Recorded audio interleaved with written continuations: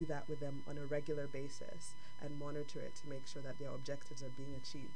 Yeah. So a student's objectives will be different from a grandmother's objectives. Yes. Will be different from a wife or a husband. Yeah. So taking all of that information and then understanding what the financial regulations and rules and Yeah. requirements in this geography are. Yeah. So I focus primarily on UK residents. Yep. So I don't try to Yeah. advise US or international residents, but UK residents. And also second generation diaspora communities in Yeah. the UK, because their needs are quite unique. Yeah. So once I have that big picture understanding, Yeah. you can drill down and say, okay, should you be utilizing your ISA allowance? Yeah. Is that the most tax efficient way of saving? Yeah. And we're just throwing ISA Yes. allowance out there. I need Yes. to understand what their financial expertise is. Yeah. Some people don't know what an ISA is. Yes. Yet. It would be good. Yeah. Do you know something? Yeah. Let's not just assume that people know what these are. What is an ISA? Exactly. Yeah. So an ISA is an individual savings account, Yeah. or individual savings allowance. It's something that the UK government put into policy several years back to encourage UK individuals, UK resident individuals, to save. And how does it work? It basically is a sum of money, a limit that you can put away every year that grows free of income tax and free of capital gains tax. What does that mean? Yeah. So every working adult or Yeah. every working individual in the UK earning pays income tax. Yes. And it's usually at several bands, 20%, 40%, 45%. So any other way that you generate income, you will pay tax on that income. Yes. But with an ISA, when you put it into this specified type of account, you will not pay income tax on however much it grows. You won't pay income tax. If you Yeah. get regular dividends or income from it, you won't pay income tax. Also, if it grows exponentially, so if it grows, you put in £1,000, you invest it in a Yeah. stock, for example, and that doubles, you won't pay capital gains tax on it, as long as it's in what is known as a wrapper, an individual savings allowance wrapper. Yeah. And what's the amount? The amount for this tax year is £20,000. It's gone up. A few years ago, it was 15,240. A few years ago, 10,000. So for this tax year ending on 5th of April. Yes, exactly. Which is By the why we way. decided to bring you in, so that people can begin to put the money in their ISAs before the tax year ends. Before the tax year ends, and it's a valuable allowance. So the maximum that you can put in is £20,000. Yeah. So you can put in anything from, well, £50 Yeah. to £20,000, Yeah. whatever is within your budget. Yeah. But it's important to not let that allowance just drop. But that is every year, year on year, you get to put this amount of money away Yeah. and allow it to grow free of capital gains and income tax. If we could go into Yes. examples, but Yeah. it's just thinking about. Capital gains tax, for example, depending on your income, can range from 10 to 20%. Yeah. And so you're thinking to yourself, this is money that if you put away and it's growing consistently, you don't have to worry about paying any Yeah. taxes on it, which means the compounded growth, Yeah. the growth upon growth is Yeah. higher. Yeah. And I know people see that figure sometimes of £20,000 and they can get a bit daunted. Yes. Because that's well over, £1,500 a Yes. month. Yes. But you don't have to utilize all of it, but Yeah. whatever you can budget to put Yeah. away each month, if it's £100 a month, Yeah. that's 1,200 that you've saved tax free. And when you compound that over 20 years and it's Yeah. growing maybe at 5% a year, Yeah. before 10 years is up, you would have safely saved, in excess of Yeah. 25,000 pounds. Yeah. And if it's compounding in growth as well, you just think to yourself, when you're in your retirement, this is money that you can draw on Yeah. without paying tax. Yeah. There's very few things that give you that flexibility. I like the fact that you said that people can put away as little as £100 a month, because I think a lot of people do not save and do not invest because they think that you have to invest tens of thousands. So Yeah. people seem to despise the odd £10 a week and the Yes.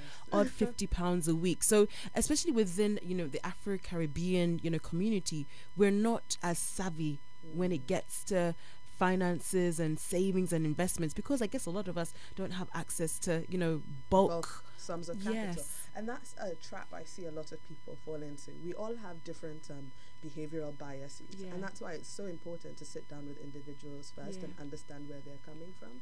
So it's the notion that many drops make a mighty ocean. Yes. and that you start with a small seed today, and that's what creates an oak tree in future. Yes. You're sitting under the shade today. That's a quote we like to share often. You're sitting under the shade of a tree today because somebody thought to plant a seed yesterday. Yes. So when it comes to saving, it doesn't have to be thousands upon thousands that you put away. That little £10 that you put away a week or even a month over a lifetime compounds to a lot. And also, if you're strategic about where you put it away, it can compound to a lot as well. And when I think about, in particular, the attitude towards savings and investing in our community, I think some of it stems from thinking you need to have massive liquidity. A sort of present-minded, consumer-oriented perspective. I need it now, I use it now. You know, tomorrow will come, I'll deal with tomorrow when it comes. You know, as for now, this is what I need to do.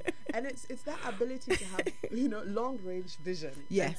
And think it's a hard thing to do. It requires self-discipline, but more so it requires vision and accountability. And I find that we can be more consumer-oriented, buying the things that we need today. But it's that understanding, and that's why I sit down and I think, okay, what's your life plan? What are you trying to achieve?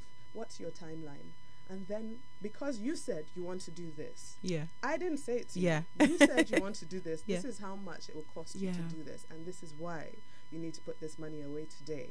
So reinforcing their objectives, reinforcing their goals, reinforcing their ideals, and Mourinho's ideals will be different from, you know, one of his junior coaches. So it's meeting people at their level and at their circumstances to understand and then tailor accordingly. So if it's £50 a week, that is affordable now, it's that £50. The other thing that I always, and this is a St. James Place philosophy.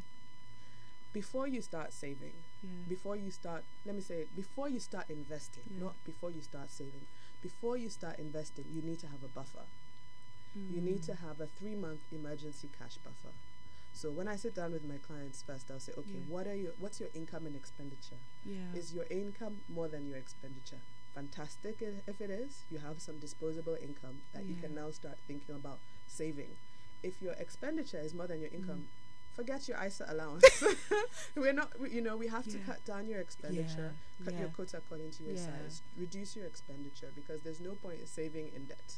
You know. So the first things first is to understand your cash flow, your incomes, your outgoings. Put that into a table, put that into a spreadsheet. Understand what your fixed costs are, what your essential expenditure is, and then if you have the disposable income to save, then we can now talk about save into cash. Build up that cash to at least 3 months of what your expenditure is. So if your expenditure, for a student, their monthly expenditure could be £500 a month. So they just need to make sure they have 1,500 saved in a cash ISA or in another easy access ISA. If you're a working professional, your monthly expenditure might be 1,500 a month. So save 4,500 as cash, because you have to know that anything can happen. So the rule is typically 3 months of easily accessible cash savings. Once you have that, then anything else that you put away for investment, you're thinking long term. You're thinking, this is money that I'm putting away for at least 3 to 5 years, so that you don't have to sell it at a loss or reduce your investment to address any situation that arises. So you have accessible cash, and then you have your investment that you can put away, because it's really that 3 to 5 years that you can see it multiply. They say a watched pot never boils. I don't know if you've heard that phrase before. A watched pot never boils. If you're sitting there looking at the kettle, you feel like kind of takes longer, doesn't it? It takes longer. So sometimes you just have to put that money away, not look at it, come back in like 2 years and you think, oh wow, you mean I have that much in my account? Or even 5 years, oh wow, you mean I actually, by putting away £100 a month for the last 5 years, this is how much I have. This is amazing. You know, the minimum that you would have if you put £100 a month away for 5 years is £6,000. That's the minimum. That's assuming it doesn't grow. You know, that's assuming it doesn't grow. And that can be deployed in so many ways. So it's just having that vision and that long-term mindset, and that little by little, you know, things begin to flow. So. Wow. Great financial advice there. We're speaking with Mimi Gum, Did I pronounce that right? Yes, you did. Gum. Yeah. Mimi Gum. We're speaking with Mimi Gum, who is a financial advisor with the St. James Wealth Management Financial Institution. We're talking all things financial. We're talking all things saving and investments.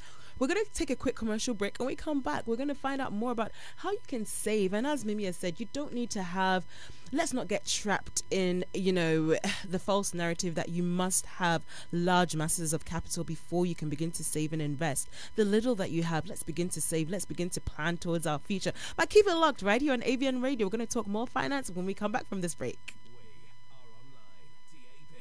And the ABN Radio app. The Discourse on ABN Radio. Engaging our community with discerning conversation. Join me, Esther Alade, on The Discourse, where we will be redefining perspectives with authentic analysis. Join The Discourse from 7 a.m. to 10 a.m. on ABN Radio. This Friday and every Friday on ABN Radio, London's Afropolitan radio station.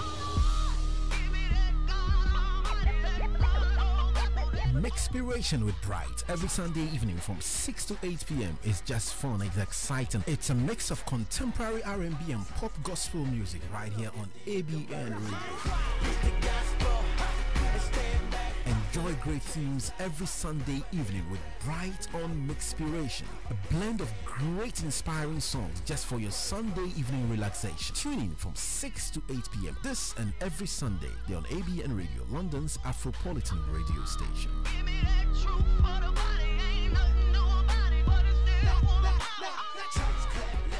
What do you like for breakfast? Well, it depends what mood I'm in. If I'm happy, I like a little bit of porridge with banana because I'm feeling healthy.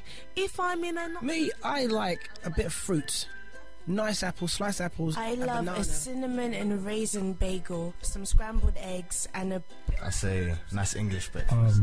Salad, fruit and oranges. I like wholemeal bagel with a bit of cream cheese on it and some bacon and then some avocado.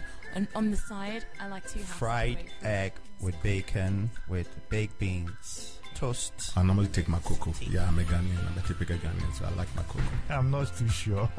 I normally don't eat breakfast. It doesn't matter how you like your breakfast, or you may not like breakfast at all, but you will love the sound of your radio when the breakfast is Afropolitan. Watch out for the new ABN Radio Breakfast Show with Efuadum and Abeye Bonsu. ABN Radio, London's Afropolitan radio station.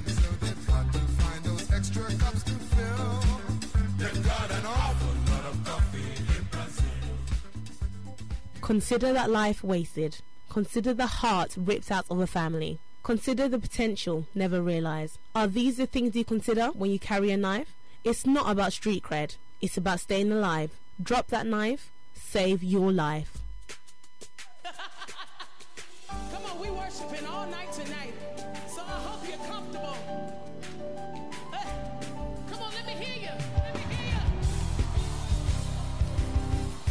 You make me happy. You make me whole. You take the pain away. I'm so in love with you. You make me happy. You make me whole.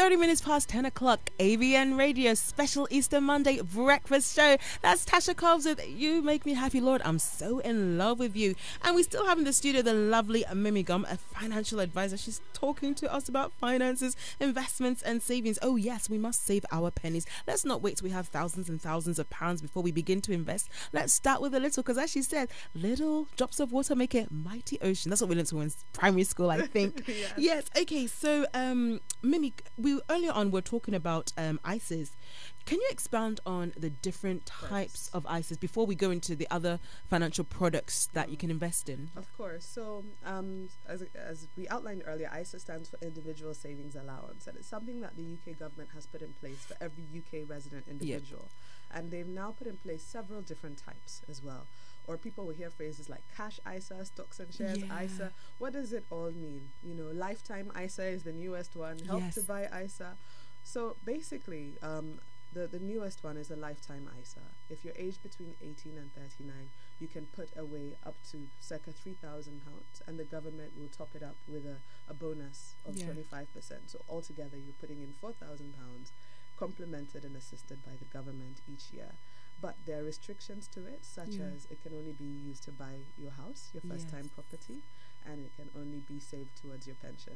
Okay. So if you've bought a property already, you can save it towards your pension, but you won't be able to access it until you're over 60. Okay. So that's good for first-time buyers. It's a great way to save, and it sort of replaces the Help to Buy ISA.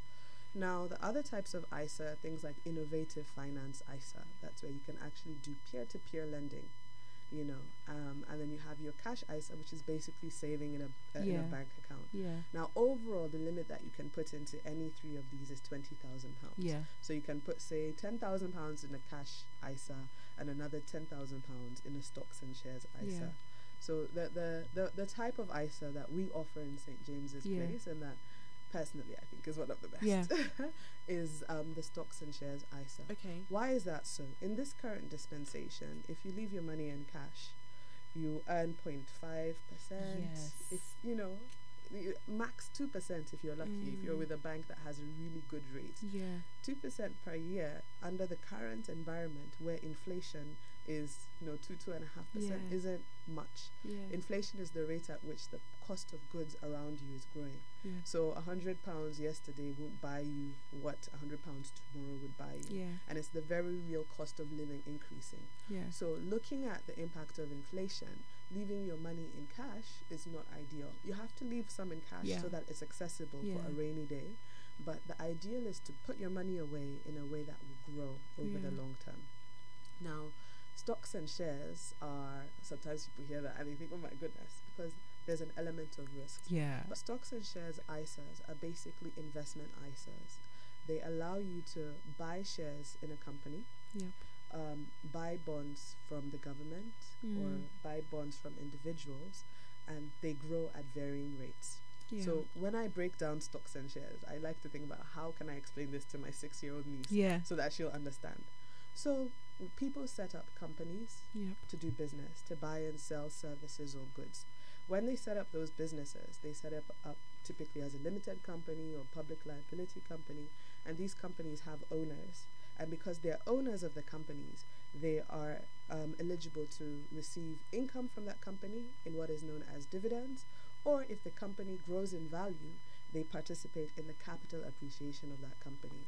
So when you invest in stocks and shares, you're basically investing in the opportunity to partake of that capital appreciation or to receive that dividend income. And companies over time have grown the fastest. So when you look at historical returns in different asset classes, stocks and shares have grown the fastest, but they also are what are called volatile assets. So they tend to go up and down a lot, but over the long term, the chart basically is upwards. So if you'd bought Facebook when they first launched, you'd be in the money now. But right now, Facebook shares have gone down as a typical example of volatility because of the news around sort of data privacy and what's been happening. So stocks are quite a risky asset class, but over the long term, they can grow a lot. And particularly when you're thinking about trying to match inflation or trying to outpace inflation, stocks and shares can be quite a good, easy way of investing.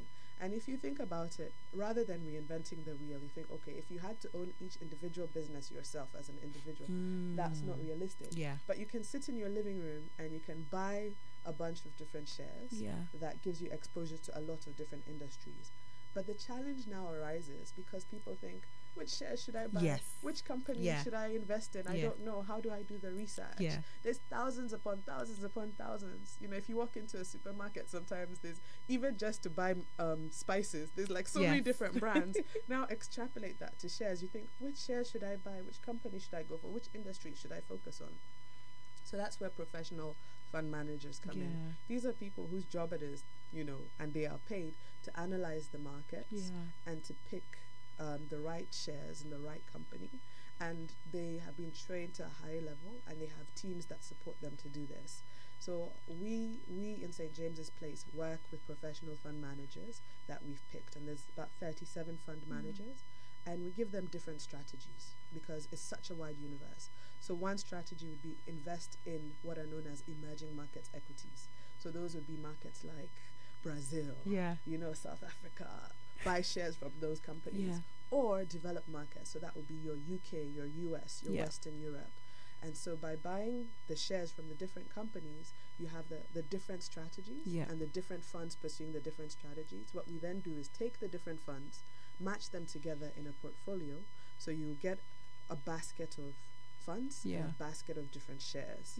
And so it gives you a broad exposure. So one of the underlying principles that we believe in is diversification. So don't put all your eggs in one basket. Exactly. So if one company, for some whatever reason, isn't doing so well, another company will be doing much better. So you get well-balanced, diversified growth over the long term. And typically, you know, portfolios and funds can do anything from 3% a year to, like, you know, I've seen some that have done 40% plus a year. They're really high octane. And it's just knowing, okay, I don't have the time or the wherewithal to sit down and stock pick myself, but this is a fund manager that has a good track record. I'm happy to buy into their fund, and by buying into their fund, you get automatic exposure to like 25 shares in one go.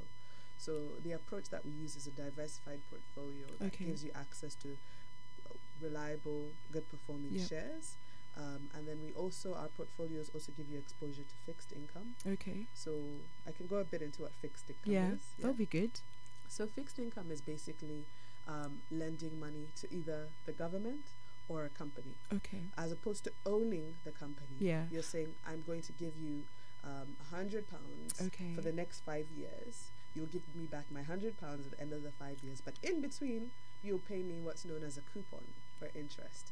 So that coupon could be anything from £1 a year to £10 a year. And the reason it would be higher is if the company has a poor credit rating or not such a good credit score, that the equivalent for individuals, to entice people to lend them money, they offer a higher coupon or higher interest.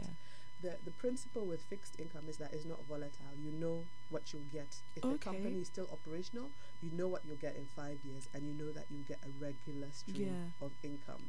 So if somebody has a low risk appetite, if they're a bit older, it's that certainty that I'm going to lend maybe to the UK government or to another blue chip company or government that I know at the end of my 5 years I'll get my £100 back, and in between I don't mind getting £3 a year, £4 a year. So it's not as high potential return as equities, but then you know hopefully at the end of 5 years you'll get your money back. So I guess if you're risk averse, that would if you're risk averse, that would be the ideal way to go. But what we typically do is we'll put together a mix. Think about it as you're in the kitchen, you decided to cook, you're cooking for different people. One person likes their food spicy, the other person likes it not so spicy. So if we think of spices, you know, equities, you'll have a higher allocation to equities if you have a higher risk profile. You would have a lower allocation to equities and a higher allocation to fixed income if you have a low risk profile. And what affects your risk profile, aside from your personality? So there are some people who are like, bring it on, I love roller coasters, I want to get on there. And there's some people who are like, I just want to sit and have my picnic in the park, you know, no drama. So aside from your fundamental personality, other things that affect that is your age. The younger you are, the more risk you can take. And then it's also your disposable income. The more disposable income you have, the more able you're able to withstand the ups and downs. Yeah. So it's part of assessing that for yourself. You know, I ask a lot of questions, help to draw that out from you, so you have that insight that actually I could be a medium risk investor. Most people say medium risk, you know, but there's some people who are like, Mimi, the portfolios that you offer in St. James's Place are not risky enough. Yes, I hear it, because we are quite a conservative company, because we help people to save for their pensions and their retirement primarily. Yeah. And so the highest risk portfolio we have is upper medium. Yeah. The highest it can go is high. So we're just under that. Yeah. But it's just thinking, okay, the first principle, diversification, beating inflation, access and liquidity. What's your age profile? Yeah. Do you have dependents? Can you withstand the volatility? And that then determines how we invest. So typically, if somebody says, I'd like to put £100 away into an investment ISA, that £150 would be put into one of our portfolios in alignment with their risk profile. Or if an individual is thinking, I can only put £50 away, it's identifying, you know, a fund that is well diversified, that would allow them to put that money away regularly. So try to sum up a lot in a it's great. It's great information. It's great information. We're speaking with the lovely Mimi Gum, who is a financial advisor with the St. James Wealth Management Financial Institution. We're talking all things savings and investments, and we just spoke about, you know, stocks and shares. When we come back from the commercial break, we'll talk about pensions. Because that's another financial product that people can invest in, you know, towards your future. So keep it locked right here, ABN Radio. We will be right back. Music from contemporary gospel, high life, hip life, Afropop, Afrobeats on London's premier Afropolitan station. ABN Radio. London's Afropolitan radio station.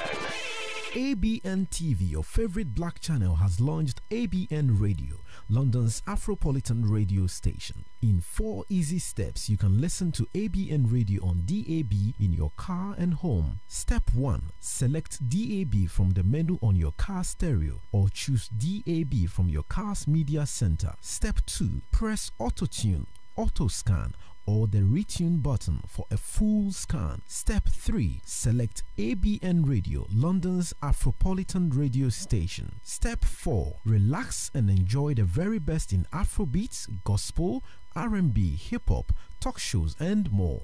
Listen and engage with our amazing presenters. That's just 4 easy steps. If you've got only FM and AM receiver in your car, you can obtain a DAB converter from High Street Electronic Stores. Call 0208 671 9777 for more information.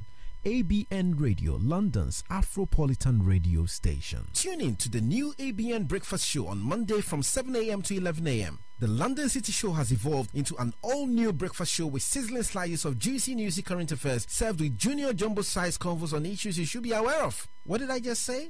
The ABN Breakfast Show, the Afropolitan breakfast you can't afford to miss. Consider that life wasted. Consider the heart of the family ripped apart. Consider the potential never realized. Are these the things you consider when you carry a knife? It's not about street cred or respect.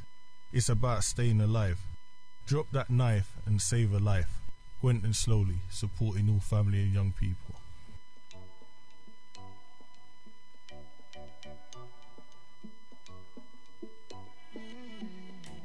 My eyes have changed. No more darkness, see I hold the flame. Staff in my hand, see how I part those waves. God on the inside, the powers it may.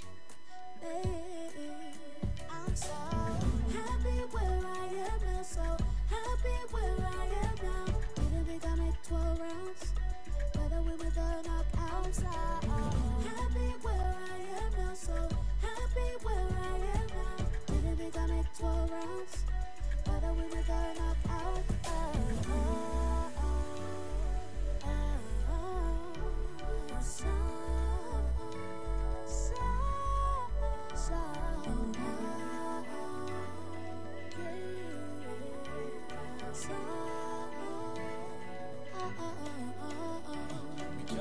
Can't believe that I really won, you know.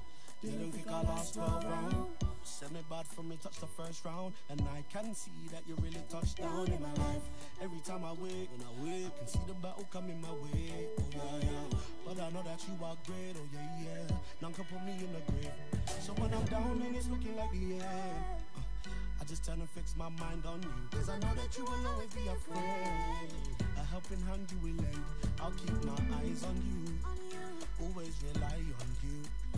Leave all the fight to you, yeah, because I know that you will always come true, yeah.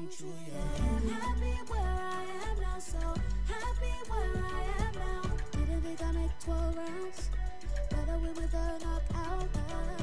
Happy where I am now, so happy where I am now. Didn't think I make 12 rounds, but I win with a knockout. Happy where I am now, so happy where I am now. Didn't think I make 12 rounds, but I win with a knockout. Happy where I am now, so happy where I am now. Didn't think I make 12 rounds, but I win with a knockout. Happy where I am now, so happy where I am. Well, that was Becca Folks with 12 rounds. And Natasha, that happens to be one of the UK artists that you want us to look out for. Yes. You think she's going to be huge this year? Yes, most definitely. Becca is an incredible artist and she's got a lot coming. So I think everyone should hold on to their seats. Hold on to our seats and look out for Becca Folks.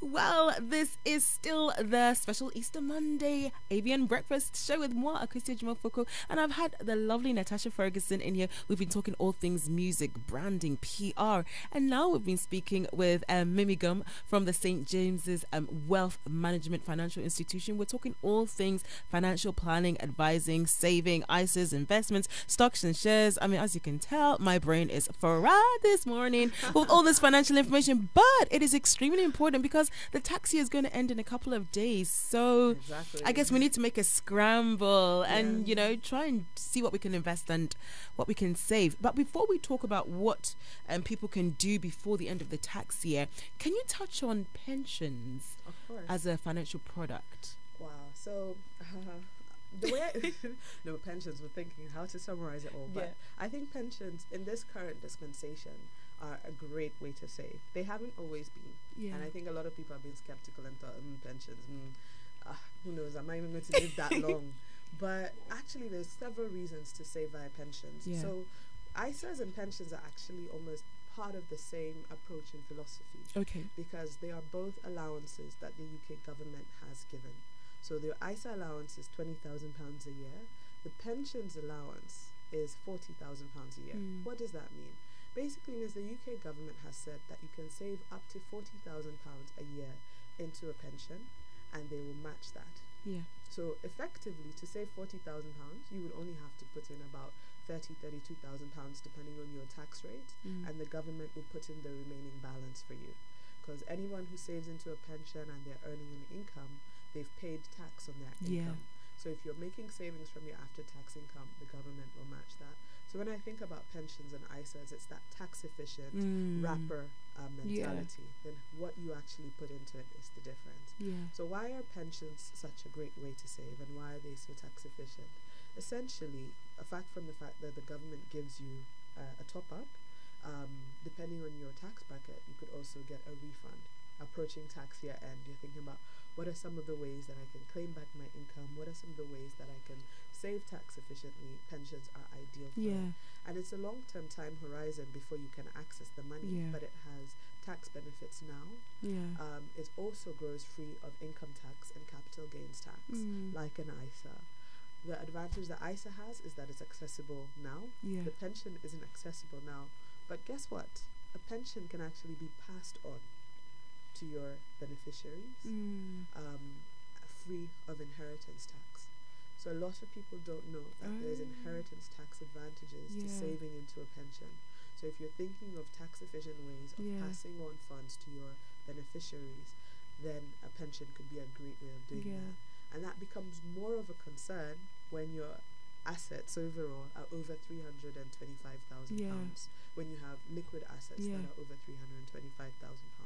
Because as a lot of people may not know, and you know, a lot of people may not know that anything they pass on to their beneficiaries that's over that threshold will be taxed at 40%. So by the time you combine the property and any other liquid assets that you may have, you begin to think, okay, I have this property, I bought it years ago, I've reduced the mortgage on it, I want to give it to my child. The property is now worth, this much money. And then I also want to pass on this pot of money.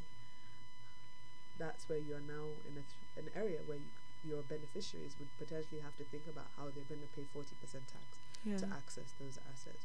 So as much as possible, your liquid assets should be saved in a tax efficient way that can be passed on to the next generation in a tax efficient way. So a lot of people don't see that dimension of pensions. What's also made pensions really, really interesting, and this happened in the last 3 or 4 years, is the fact that now, though this isn't recommended, you have to sit down with each individual and understand their circumstances. Before, you had to wait until retirement to actually access your pension, but now you can access your pension from the age of 55. Right?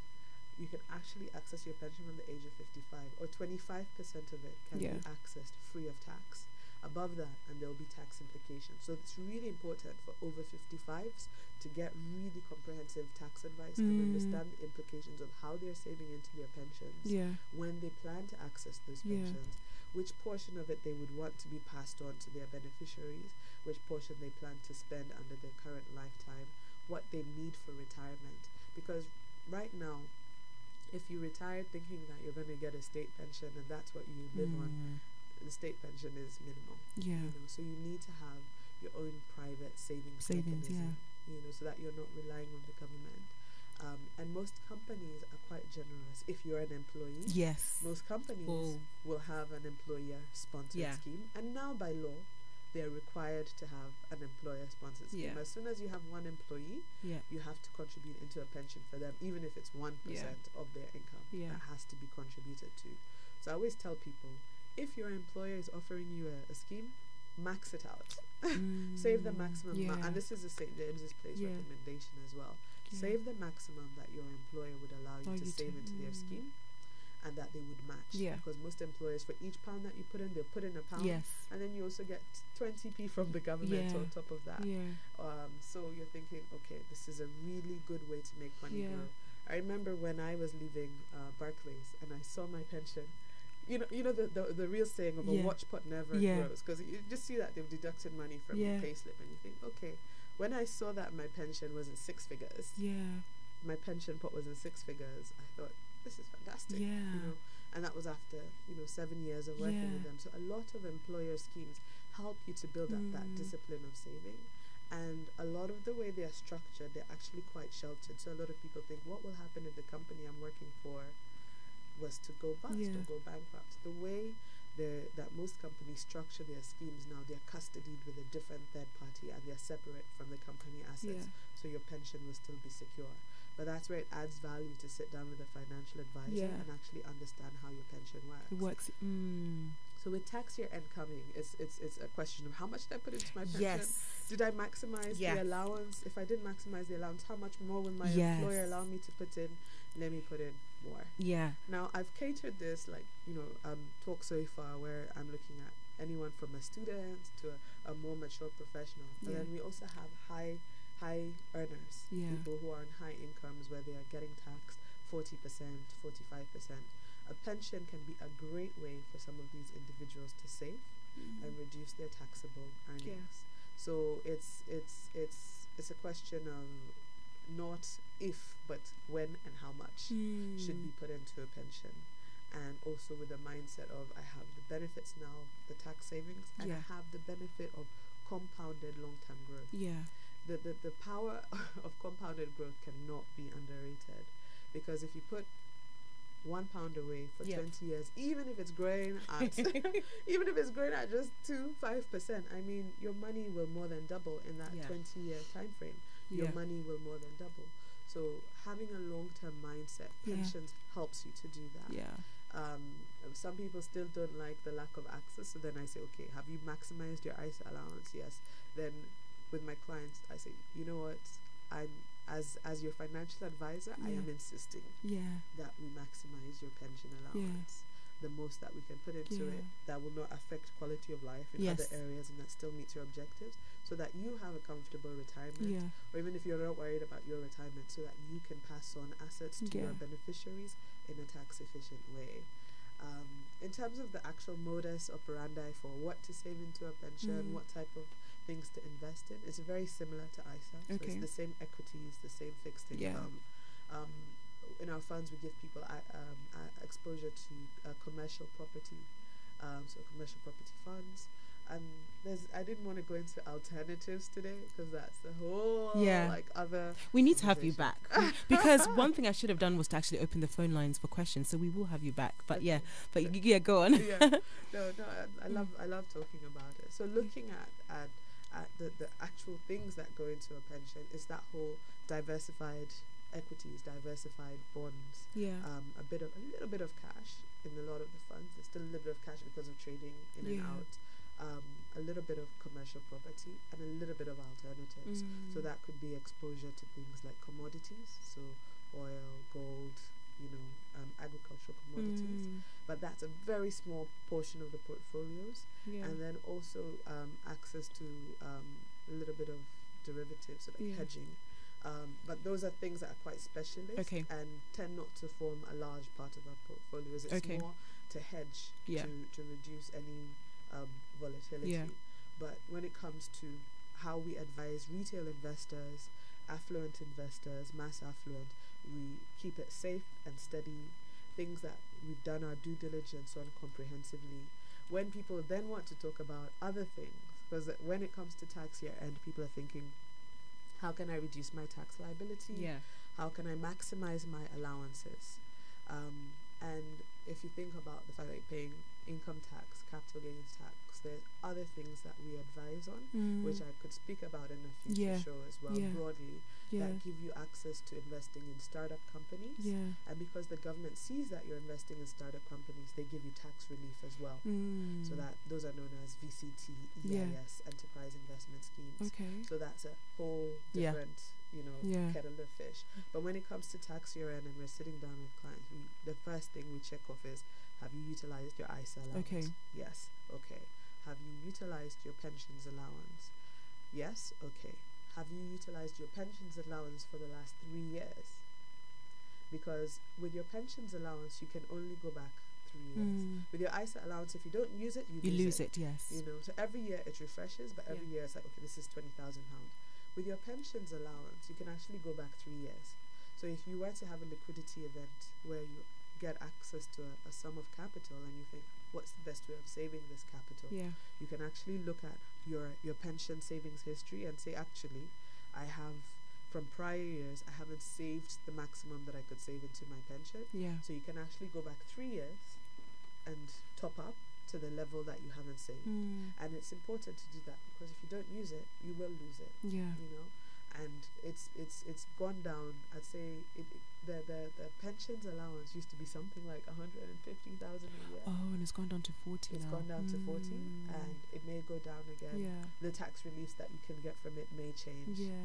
Because the Chancellor is aware, and he's trying to incentivize people to save, because it means that they're not reliant on this space in their old age. And they're also trying to incentivize people to build up the startup economy, so that by investing in startup companies through VCTIS, these are all things that complement the strategy of the Chancellor. So that's why they offer these tax reliefs for individuals saving in these ways. So it's bearing these in mind, sitting down, looking at it's interesting because right now it's bonus time for a lot of people. So tax year and bonus time. It's like, it's almost like a perfect storm. So you have your bonus and you think, oh my gosh, what will I do with the bonus? And a lot of people will default to thinking on the tangible things, especially in our community. They'll say, oh great, I will now go and buy a property, another property, or I will now go and buy a car, But it's thinking, okay, how will this benefit me in the long term? How will this reduce my liabilities in the long term? How will this help my beneficiaries in the long term? And so bearing all these in mind, I then advise people, these are the minimum things that they should be putting in place. Wow, that has been awesome. So much financial knowledge there. So I hope that anyone who been listening will know that at least, okay, you can invest in your, cash ISA. No, just in an ISA, you said. Investment ISA, and then also, obviously, the pension. So there are tax, efficient ways of saving, before the end of the tax year. Well, this is about it for the special Easter Monday breakfast show. We will come back again and have Mimi on the show and talk more. Natasha, thank you so much for joining us on the show today. Thank you for having me. Thank you so much, Mimi, for all your sound financial advice. Hopefully, our listeners are better off for it. And Zion, thank you for joining us from Manchester on today's show. All you awesome listeners, thank you for being a part of today's show. Keep it locked right here on AVN Radio.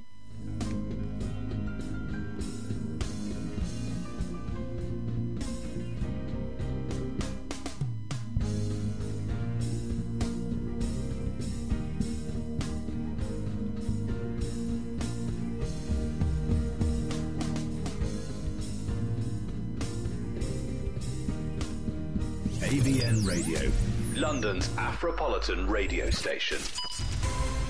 More news, more information. This is ABN News. From the Sky News Centre at 11. About 9 in 10 teachers admit their pupils are sharing messages, photos and videos which are of a sexual nature. Research from the NASUWT Union